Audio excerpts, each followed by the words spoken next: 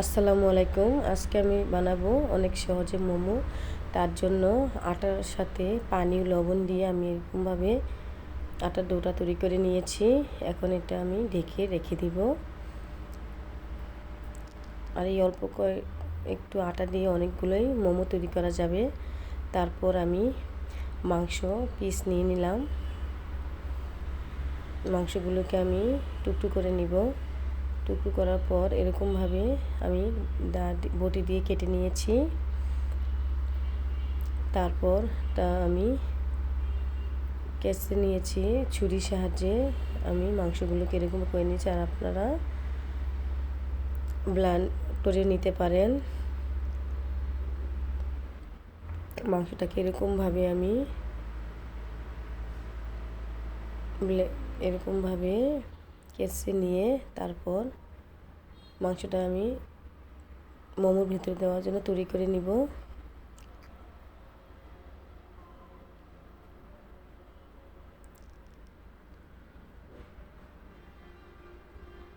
এটা ব্লেন্ডারের সাহায্যে করা যায়। মাংস আমার কেচানো হয়ে গিয়েছে। এখন এটাকে আমি রান্না করে নিব। তার জন্য কড়াইয়ে পেঁয়াজ কুচি দিয়ে নিয়েছি। তেল দিয়ে পেঁয়াজ কুচি দিয়ে তারপর কাঁচামরিচ কুচি করে নিয়েছিলাম, ওগুলো দিয়ে নিলাম। এখন এগুলোকে আমি হালকাভাবে ভেজে নিব। তারপর আদা রসুন পেস্ট 1 টেবিল চামচ পরিমাণ দিয়েছি।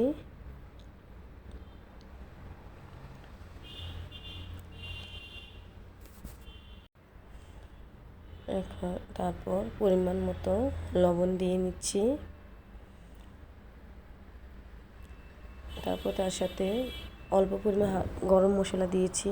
আর খুব হাতের কাছে মশলা দিয়ে আমরা অনেক সহজে মোমো তৈরি করে নিতে পারি।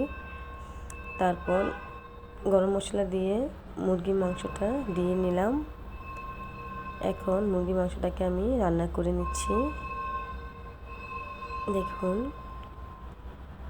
হলুদ বা আমি শুকনো মরিচ কোনোতে দেই নাই। এরকমভাবে আমি তৈরি করে নিলাম। তারপর আটা ডো তৈরি করেছিলাম, ওইখান থেকে ছোটো ছোটো রুটি তৈরি করে নিলাম। এরকমভাবে আমরা রুটিগুলো তৈরি করে নিব। তারপর মুরগির মাংসটা রান্না করা হয়েছিল, তা রুটির মাঝে দিয়ে দেখুন আমি কিভাবে ভেঙে নিচ্ছি। এরকমভাবে আমরা মোমো শেপটা দিয়ে নিতে পারি। আর আপনারা ইচ্ছা মতো নিজের পছন্দ মতো শেপ দিয়ে নিতে পারেন।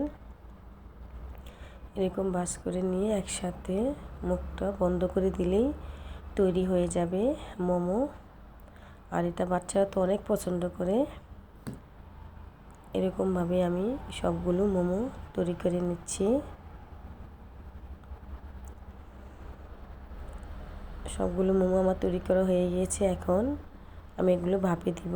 তার জন্য চুলে আগে থেকে পানি বসিয়ে রেখেছিলাম। তারপর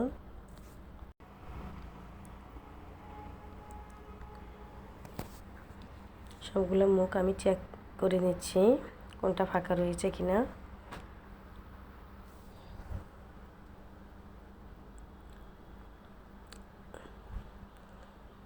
এখন আমি যে পাত্রে মোমোগুলো ভাপে দিব ওইটাতে একটু হালকা তেল দিয়ে নিব।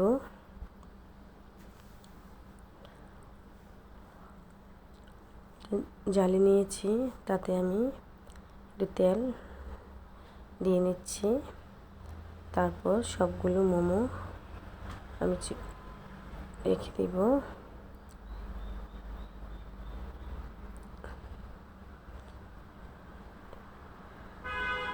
এভাবে মোমোগুলো আমি সবগুলো দিয়ে নিচ্ছি।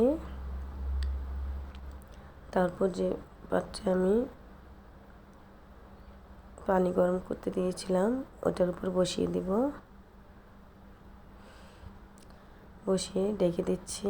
দেখুন আমার প্রায় 5 মিনিট রাখার কারণেই মোমো তৈরি হয়ে গিয়েছে। তারপর তার সস বা মেয়োনিজ দিয়ে আপনারা খেতে পারেন। দেখুন মোমোটা কত পারফেক্ট হয়েছে। সবাই ভালো থাকবেন। আল্লাহ হাফেজ।